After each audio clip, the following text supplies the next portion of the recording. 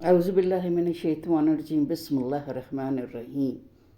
السلام علیکم میرے باب الذکر اسلامک چینل کے ویورز۔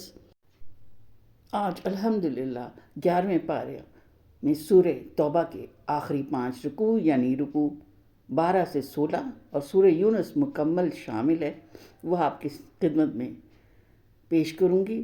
سورہ یونس 11 رکوعوں پر مشتمل ہے۔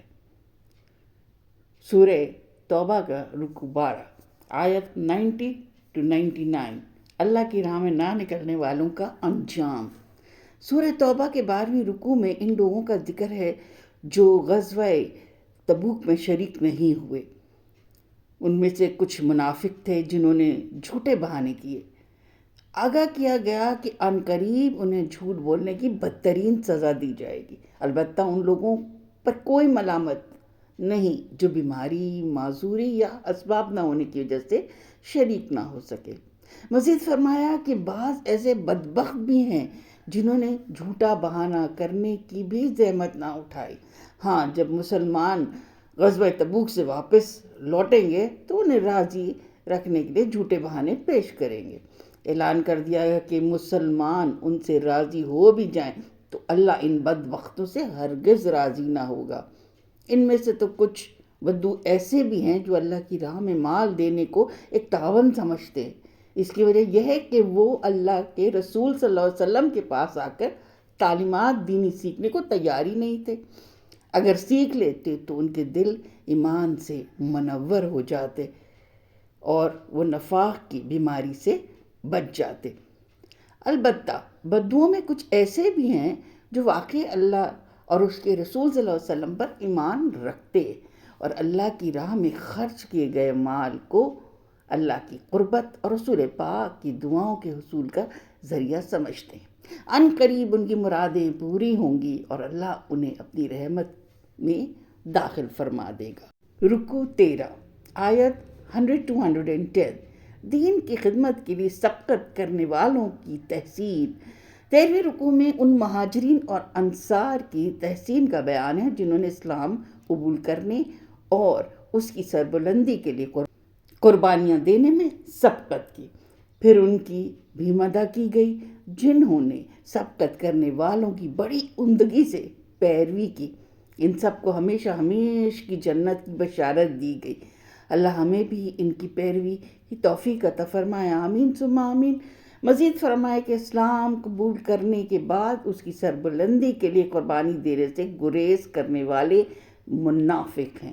انہیں دنیا میں بار بار ذلت کا سامنا ہوگا، وہ موت کے وقت شدید اذیت سے گزریں گے اور آخرت میں دردناک عذاب سے دوچار ہوں گے۔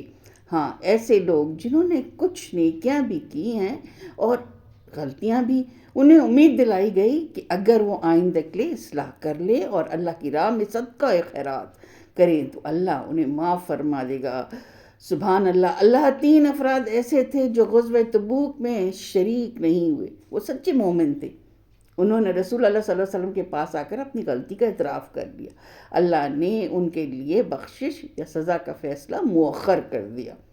اس رکوع میں منافقین کی تعمیر کردہ نام نہاد مسجد زرار کا بھی تذکرہ آتا ہے جو ایک دشمن رسول عیسائی راہب ابو عامر کے ٹھکانے کے لیے بنائی گئی تھی۔ ابو عامر اس نام نہاد مسجد کو اسلام دشمن سرگرمیوں کا مرکز بنانا چاہتا تھا۔ رسول اللہ صلی اللہ علیہ وسلم کو اس نام نہاد مسجد میں نماز ادا کرنے سے روک دیا گیا۔ آپ صلی اللہ علیہ وسلم کو اس نام نہاد مسجد کے قریب واقع مسجد قباء میں نماز ادا کرنے کی تلقین کی گئی۔ آگاہ کیا گیا کہ اس مسجد کے نمازی انتہائی نیک نیت اور مخلص ہیں، وہ طہارت کا خاص اہتمام کرتے ہیں اور اللہ طہارت اختیار کرنے والوں کو پسند کرتا ہے۔ رکوع 14 آیت 111 to 118، اللہ کے ساتھ عہد اور اس کا تقاضا۔ 14ویں رکوع میں ارشاد ہوا کہ اللہ نے مومنوں سے ان کے جان اور مال جنت کے بدلے میں خرید لیے۔ وہ اللہ کی راہ میں جنگ کرتے ہیں، کافروں کو قتل کرتے ہیں اور خود بھی جانیں دیتے ہیں۔ گویا کلمہ پڑھنا اللہ کے ساتھ ایک عہد کرنا ہے۔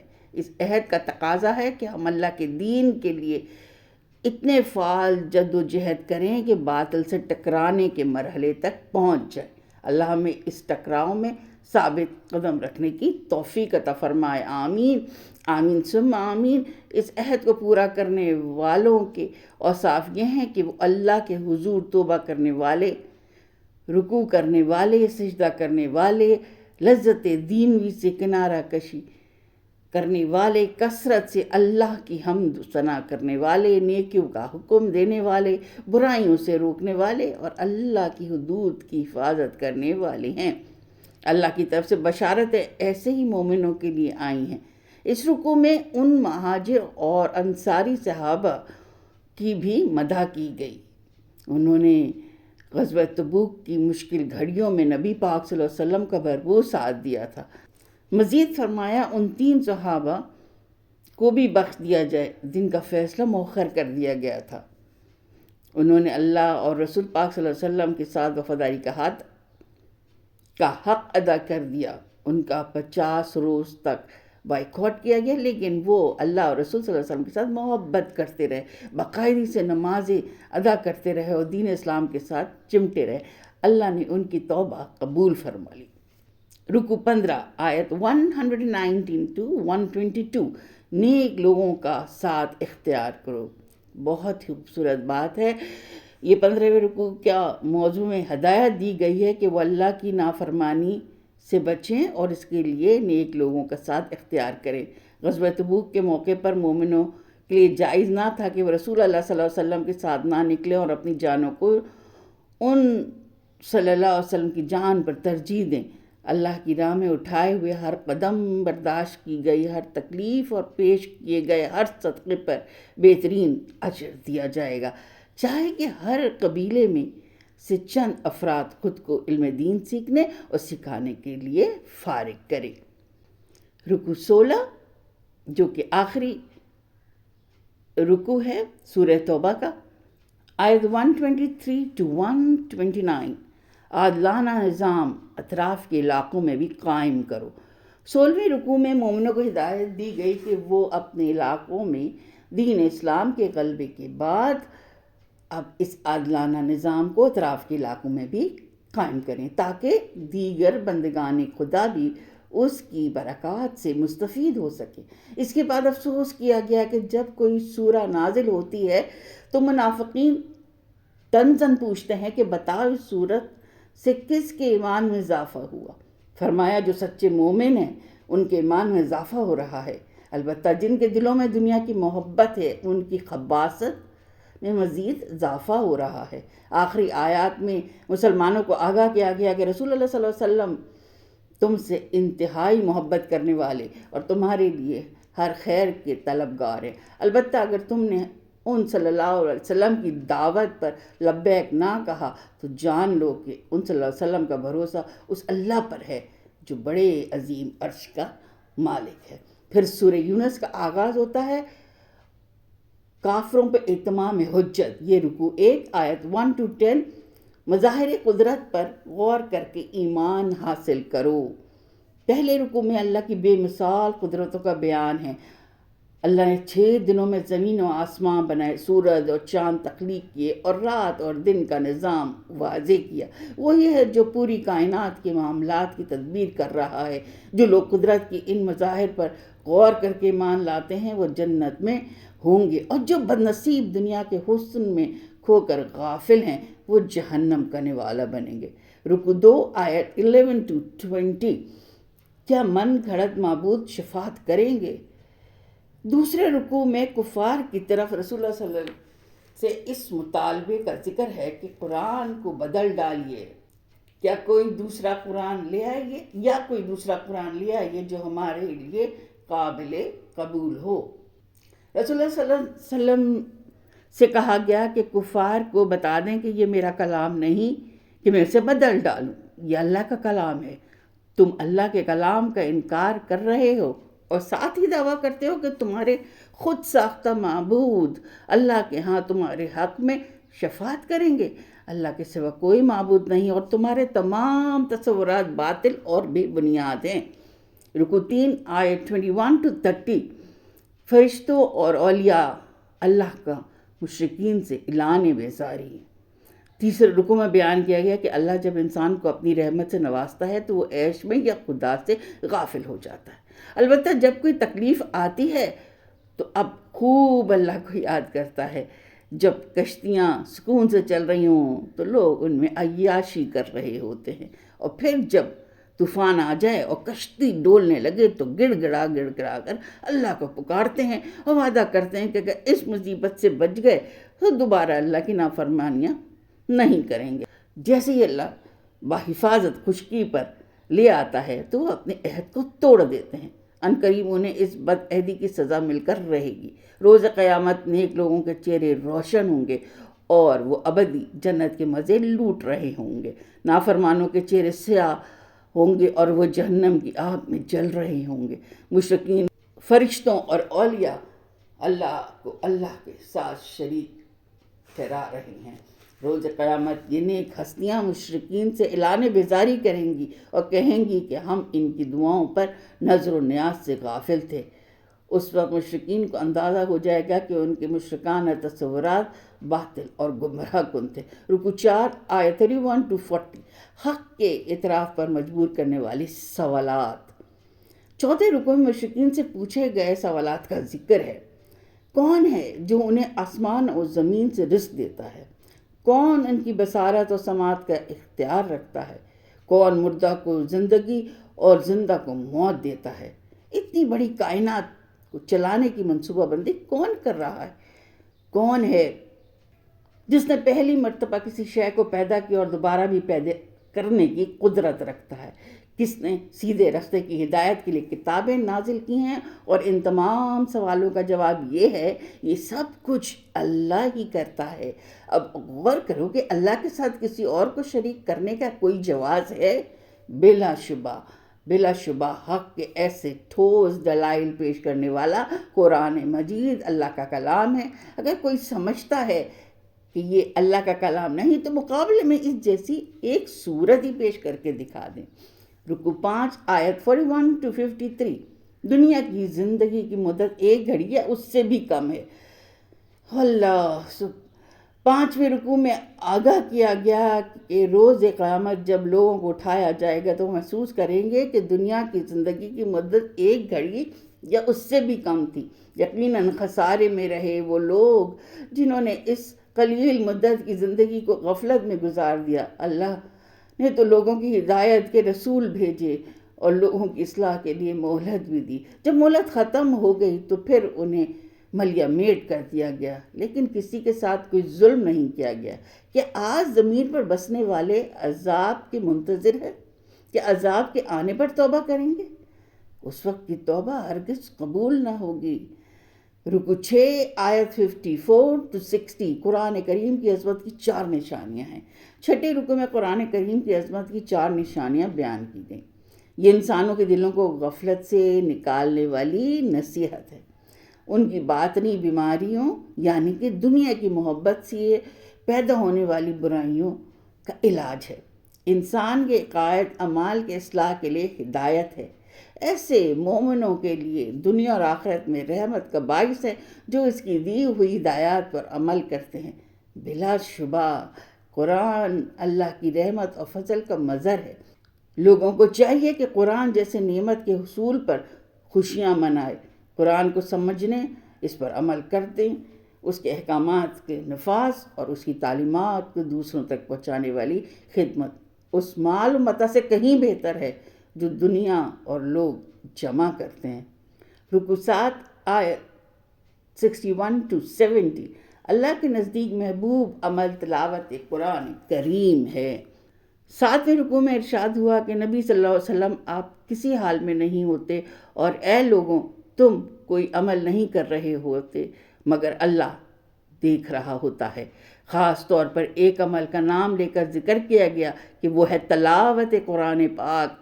اللہ کو یہ عمل انتہائی پسند ہے کہ اس کا کوئی بندہ دیگر مصروفیات دنیا کو چھوڑ کر اللہ کی کتاب کی تلاوت کر رہا ہو۔ اس رکوع میں مزید بیان ہوا کہ اللہ کے دوست یعنی اولیاء اللہ وہ پاک باز ہستیاں ہیں جن کے دل نور ایمانی سے منور اور اعمال تقویٰ یعنی کہ اللہ کی اطاعت سے مزین ہوتے ہیں. ان کے لیے دنیا اور آخرت میں بشارتیں ہیں. راضی برضائے رب کی کیفیت ہر وقت ان کے شامل حال ہوتی ہے. نہ انہیں ماضی کے حادثات پر افسوس ہوتا ہے اور نہ وہ مستقبل کے اندیشوں سے پریشان ہوتے.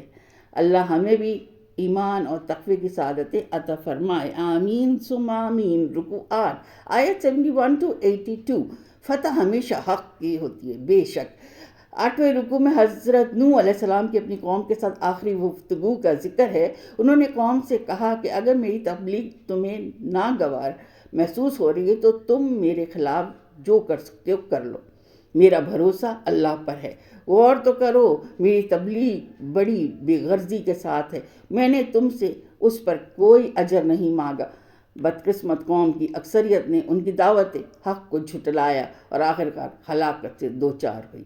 دعوت حق قبول کرنے والے عذاب سے محفوظ رہے اور زمین کے وارث بنا دیے گئے.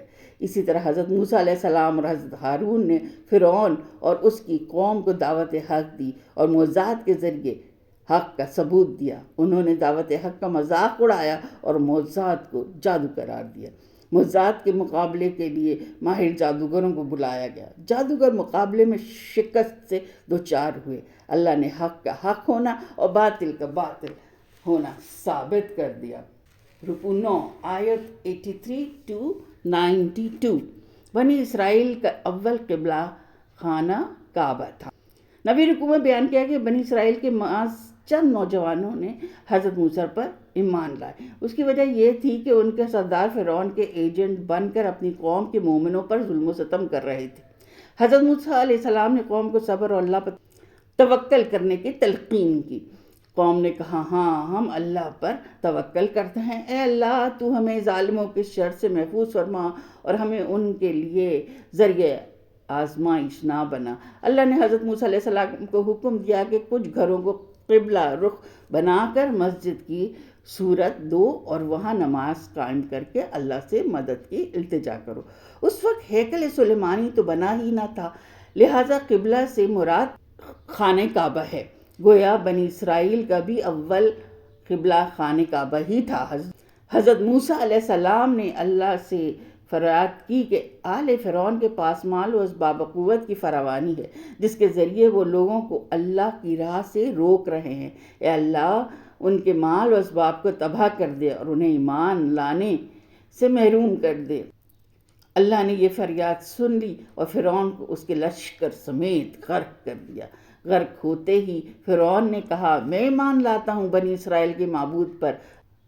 اللہ نے فرمایا موت سامنے آ جائے تو ایمان لانا قبول نہیں کیا جاتا. اب تمہاری لاش کو محفوظ کر کے لوگوں کے لیے نشان عبرت بنا دیا جائے گا. مگر آج افسوس ہم اس فرعون سے بھی سبق نہیں سیکھ رہے. ابھی بھی وقت ہے، سدھر جائیں. رکوع 10 آیت 93 to 103. کاش قوم یونس کی طرح دیگر قومیں بھی توبہ کر لیتی. 10ویں رکوع میں قوم یونس کی تحسین ہے.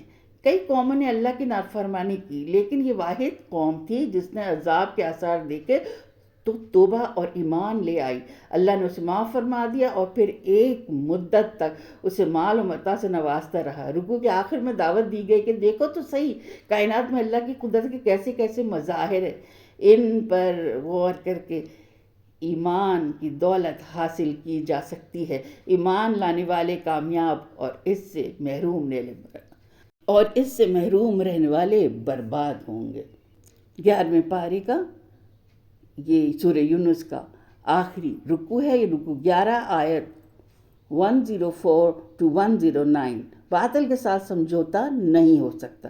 مکی دور کے آخر میں سرداران قریش نبی اکرم صلی اللہ علیہ وسلم کو دعوت دے رہے تھے کہ آپ صلی اللہ علیہ وسلم ایک معین عرصے تک ہمارے بتوں کی پرستش کریں، پھر ہم اتنے ہی عرصے آپ کے معبود واحد کی پیروی کریں گے. اس رکوع میں نبی اکرم صلی اللہ علیہ وسلم کو حکم دیا گیا کہ اعلان کر دیں کہ میں اللہ کے سوا کسی ہستی کی پرستش نہیں کروں گا اور نہ ہی کسی ایسے معبود کو پکاروں گا جو میرے لیے کسی نفع اور نقصان کا اختیار نہ رکھتا ہو۔ اللہ نے لوگوں کے لیے قرآن کی صورت میں حق نازل کر دیا۔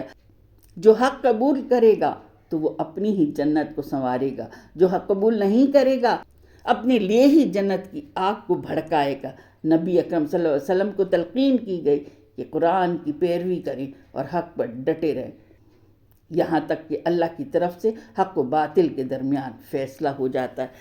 یہاں پارہ 11 کا خلاصہ کا اختتام ہوتا ہے۔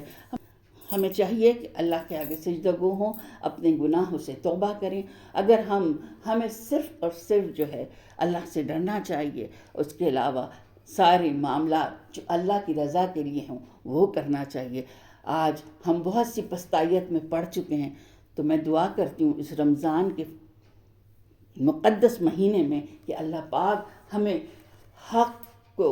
حق کے اوپر چلنے کی توفیق عطا فرمائے اور باطل کو مٹا دے۔ پروردگار ہم سب کو صراط مستقیم پہ چلنے کی توفیق عطا فرمائے، آمین ثم آمین۔ انشاءاللہ پارہ 12 کا خلاصہ لے کے آپ کی خدمت میں حاضر ہوں گے۔ جب تک کے لیے دیجیے مجھے اجازت۔ اگر آپ نے ابھی تک باب الذکر اسلامک چینل کو سبسکرائب نہیں کیا ہے تو پلیز بیل آئیکن کو کلک کیجئے، سبسکرائب کیجئے، پسند آئے لائک کیجئے اور صدقہ جاریہ کے طور پہ اسے شیئر بھی کیجئے۔ اللہ حافظ۔ پاکستان زندہ باد۔